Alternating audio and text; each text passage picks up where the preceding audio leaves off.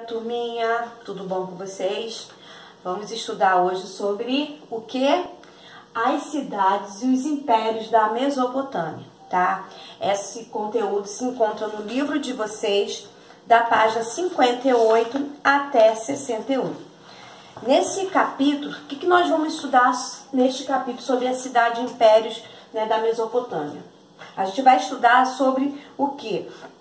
Os conflitos políticos que aconteceram, né, nesta cidade, né, nesse povo da Mesopotâmia.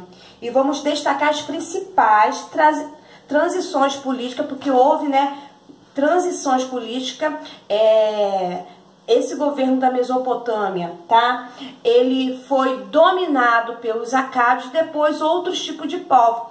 Por quê? Porque a Mesopotâmia era uma cidade, né, fértil, uma cidade, né, que tinha uma agricultura que ganhava bons lucros por onde ela estava situada, né, ela estava sempre situada perto de rios, que favorecia a agricultura daquele local. Então, houve esses conflitos porque as pessoas começaram a se interessar, né, olhar com um olhar diferenciado para essa cidade da Mesopotâmia. Então, houve esse domínio de outros povos até chegar o Império da Babilônia, que tomou conta da Mesopotâmia. A gente vai ver também já as razões dos conflitos, por que aconteceram esses conflitos, que estão no processo de sedentarização dos grupos humanos e na busca e na disputa por locais propícios para instalação. Então, esses conflitos aconteceram porque eles começaram a se interessar por essa cidade. Então, vamos lá. Primeiro, o que a gente tem que saber? Que a região da Mesopotâmia, ela, como eu já falei, era uma região fértil, tá? A plantação ali dela, a agricultura era bem fértil. Por quê? Porque ficava próximo aos rios. Então, isso favorecia também no comércio fluvial. Porque a gente já viu que o comércio era muito fluvial, era, né, no mar, eles faziam esse tipo de comércio. Então, além de favorecer, porque estava próximo de rio, para um cultivo ser fértil, também favorecia no comércio, tá? Então, aqui fala mesmo no livro de vocês que milhares de anos muitos povos e culturas conviveram e disputaram espaço e o poder dessa região. Então, eles começaram a disputar, né? Se interessaram pelo lucro que a Mesopotâmia trazia, né, para aquele povo. Então, começaram a se interessar e começaram a disputa. Então, o que eles também partilhavam? Aqui fala, ó, eles partilhavam também muitos costumes e hábitos, né? Eles partilhavam como era a forma de vida deles, os hábitos que eles tinham, a cultura religiosa também. Então, eles partilhavam. O que é partilhar? Né? É repartir essa cultura. Aqui fala, aqui, ó, primeiros povos, tá, que habitaram na região da Mesopotâmia foram os sumérios. Eles eram o quê? Eles eram agricultores e desenvolveram o sistema da escrita, que era a escrita cuneiforme, que vocês já até estudaram, que é essa escrita aí que está até no livro de vocês, estão vendo aí a imagem? Tá? Era uma escrita feita pela argila, escreviam na argila, tá? Com objeto pontiagudo, que era chamado de cunha. Então, eles escreviam aí, vocês podem ver na página 34 mesmo, tem também outra escrita, tá, cuneiforme, que era uma escrita feita na argila. E eram cidades autônomas, não tinha, né, um governo que mandava em tudo. Cada cidade, ela tinha a sua liderança, então tinha essa autonomia que dava essa cidade de Sumérios, tá bom? E uma dessas cidades da Suméria que era autônoma era a cidade de Ur, tá? Então, essa escrita cuneiforme, que foi tão importante para esse povo, né, da Suméria, que se desenvolveram essa escrita, e seu sistema numérico influenciaram vários outros povos que viveram naquela região. Então, além de influenciar os sumérios, né, a cidade influenciaram também as cidades vizinhas, as outras cidades, essa forma de escrita deles e também o sistema de numeração. E a gente viu que essa necessidade da escrita surgiu por quê? Pela necessidade de registrar, né, o que era feito na agricultura, o comércio, o lucro, as leis. A gente estudou isso semana passada. Então eles tiveram essa necessidade de quê? A necessidade de ter essa forma de escrita, né? Tem a escrita cuneiforme, tem a pictórica, tem a pictóquer. Pictóquer não, gente, tô falando até errado. Tá até aqui, deixa eu pegar aqui na página 38 para vocês verem, ó. A pictóglifa e hieróglifos são tipos de escrita além da cuneiforme que foram desenvolvendo pela necessidade de registrar. Agora o Império Babilônico, né? Então aí o que aconteceu com a Mesopotâmia? Ela foi dominada por quem? Pelos acádios. Eles dominaram, né, os sumérios, que é a cidade da Mesopotâmia. Mas só que o que aconteceu? A Mesopotâmia também ela foi invadida por outros povos. Quais foram os outros povos que invadiram também a Mesopotâmia? Os amoritas, os caldeus, os elamitas, botei até errado aqui, caldeus, os elamitas, os assírios e os medos. Foram, né, povos que também dominaram a cidade a cidade da Suméria na Mesopotâmia. Só que depois de 3.000 anos, depois de alguns anos atrás, a cidade também ela foi, né, dominada pelo governo babilônico. O governo babilônico também tomou posse, dominou essa cidade. Mas antes disso, tá, esses povos, né, os amoritas, os caldeus, os elamitas, os assírios e os medos, ele também, né, eles ficaram ali dominando a cidade da Suméria, ficaram ali por alguns anos. Só que quanto tempo que levou para o governo babilônico dominar? 3.800 anos atrás eles dominaram. E com isso eles foram conquistando, tá, a Mesopotâmia. E lá eles tinham um rei que dominava, que era o rei Nabucodonosor. Ele que dominava a Babilônia. Então ele começou a dominar as cidades da Mesopotâmia. Ok? Aqui mesmo, olha, com isso, eles também conquistaram, né, esses povos, um calendário. Esse calendário ajudava a conhecer as fases da agricultura. Para quê? Para ver o tempo que estava bom para o plantio, o tempo que estava bom para a colheita. Então esse calendário facilitou para eles terem essa observação, para não ficar em cima daquilo sem eles saberem quando seria bom para colher. Às vezes plantava, né, alguma plantação que naquela época não era boa para aquele tipo, então acabava perdendo. Então com esse calendário, ele era um calendário astrônomo, eles começaram a observar tempo bom para plantio, tempo bom para colheita. Então foi bom este calendário, tá? Aí esse governo de Nabucodonosor, ele fez grandes obras arquitetônicas, obras, né, luxuosas arquitetônicas, e como também uma dessas obras foram os Jardins Suspensos, tá?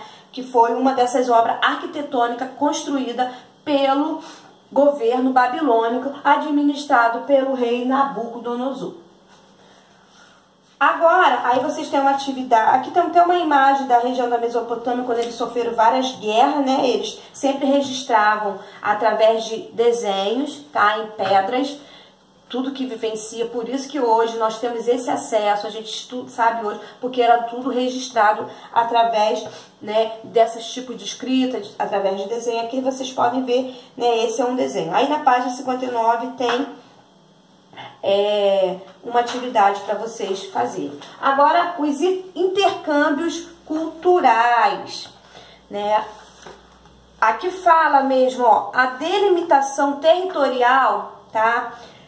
E a distância entre vilas e cidades, a delimitação, que ela era o limite da cidade, e a distância entre elas e também as vilas, fizeram com que cada povo desenvolveram modos diferentes de produzir e administrar a vida pública ou mesmo de se expressar. Eles começaram, por mais que eles eram cidades, né, bem próximas, eles tinham produzir os seus próprios modos de administrar, modo de produzir, a língua também, a fala, o tipo de língua, o tipo da escrita deles eram diferenciadas. Aqui mesmo fala, ó, mesmo estando próximos, os povos da Mesopotâmia e do Egito, por exemplo, não falavam a mesma língua e não possuíam o mesmo sistema de escrita ou de crença religiosa. Por ser cidade muito próxima, não tinha uma língua igual, a gente sabe, igual a gente vive no país Brasil, então tem as cidades, tem Rio Bonito, né, tem Silva Jardim, tem Tanguá, nós, são cidades vizinhas, cidade próxima, Saquarema, falam toda a mesma língua, que é o português, mas na Mesopotâmia não tinha, cada cidade eles tinha sua forma de falar a língua, tinha o seu modo de escrita e a sua crença religiosa. Cada um adorava um deus. A gente já estudou isso, que eles, naquela época, eles tinham os seus deuses que eles adoravam. Além também, né, da astronomia, né, que eles tinham suas adorações. Então, tinha o modo deles adorarem. Então, entre esses povos da Mesopotâmia, havia também um sistema linguístico diferente. Porém, muitas línguas tinham o que? A sua matriz. Vamos botar aqui exemplos, né? A nossa língua matriz é o que? É o português. Mas vamos dizer que Silva Jardim tinha um modo de língua diferente de falar, Rio Bonito era outro modo de outra língua diferente, Tanguá era outro. E a matriz é o português. Então, quando eles, né, iam se comunicar entre eles, cada povo da cidade, eles usavam a língua matriz. Por mais que na cidade dele eles tinham a forma de língua de falar deles, quando eles se ajuntavam, esses povos de cada cidade, na hora eles tinham a língua matriz, para que houvesse uma compreensão entre as cidades. Mas dentro das suas cidades, a língua era diferente uma das outras. Porque para a própria discussão entre eles tinha que haver uma comunicação. E para ter uma boa comunicação, compreender diferente o que o outro falava, tinha essa língua matriz. Agora, aqui, ó, uma cultura em comum, tá? A cultura em comum, ó. Na Mesopotâmia existiram 2 grandes grupos linguísticos, ou seja, grupos de línguas ligada e comum, que eram quem? Os sumérios e os acádios. Era esses grupos. Uma era a língua ligada e outra era a língua em comum. A língua ligada era a língua matriz. A língua comum é a língua comum de cada cidade. O acádio foi adotado pelos assírios e babilônicos, mas sofreu transformações. Havia também o dialeto, né? Houve também nessa cultura em comum o dialeto. O que é o dialeto? É um conjunto de variações linguísticas ligadas ao quê? A uma comunidade específica. Então, tinha uma comunidade específica, tá? Por mais que tenha aquele conjunto, aquelas variações linguísticas, cada cidade tendo a sua forma de linguagem, sua forma de falar, há uma comunidade específica, que são chamadas de dialeto, onde há uma linguagem matriz, como eu já falei, por expressar características da região. Então, só que com o passar do tempo, esses dialetos, eles foram se transformando em quê? Em outra língua. Então, houve também, através desse dialeto, com o passar do tempo, a mudança, começou a linguagem a ver mudanças. Aí, que mudanças ocorreram para esses dialetos, né? Outros tipos de língua que foram se derivando do acádio. O hebraico, até coloquei aqui, ó, o hebraico, o aramaico e o árabe, que era o tipo de língua, foram se transformando, se desenvolvendo através da linguagem dos acádios. Assim, os povos semitas são aqueles que têm em comum a mesma raiz linguística. Então, eles, com essa mudança de dialeto, eles também tiveram essa raiz linguística, que vem da região da onde? Da Mesopotâmia. Mas mesmo com a transformação, há algumas permanências de línguas como palavras com o mesmo sentido. Então, são palavras raiz que veio de lá. Se você pegar a raiz do hebraico, né, você vai ver, né, dialetos que muito diferenciado da nossa língua, que é a nossa língua português, que se você vê a Bíblia mesmo, a Bíblia ela tem, né, por que a Bíblia tem aquela linguagem bem específica? Porque ela veio do hebraico, tá? Então, por isso. Então, aqui, ó, os persas conquistaram um vasto império e incorporavam as crenças e os costumes dos povos dominados, que lhes deu características multiculturais, vários tipos de culturas, culturas religiosas, culturas, né, de linguagem, vários tipos de culturas. O Império Persa, também chamado de Império Aquemênida, é considerado o maior da Antiguidade Oriental e teve seu centro administrativo no território onde hoje é o Irã. Aí tem aqui, ó, você sabia? Vocês façam essa leitura em casa, tá? Aqui eles estão falando sobre Persépolis, tá? Foi uma das principais cidades do Império Persa. Vai falar sobre ela, né? Como era a arquitetura dela, o relevo. Aqui também você sabia sobre a nossa língua, a língua portuguesa, tá? Que é derivado do latim, uma língua, né, indo-europeia, que passou por diversas transformações até chegar hoje nessa língua portuguesa. Então, ela foi passando por transformações regionais até chegar hoje, originada da nossa língua portuguesa, mas ela passou por transformações. Aí tem uma atividade daqui da página 61. Ó, beijo, ficam com Deus, se cuidam e até amanhã. Não esqueçam de fazer as atividades e, ó, tirar foto. Beijão.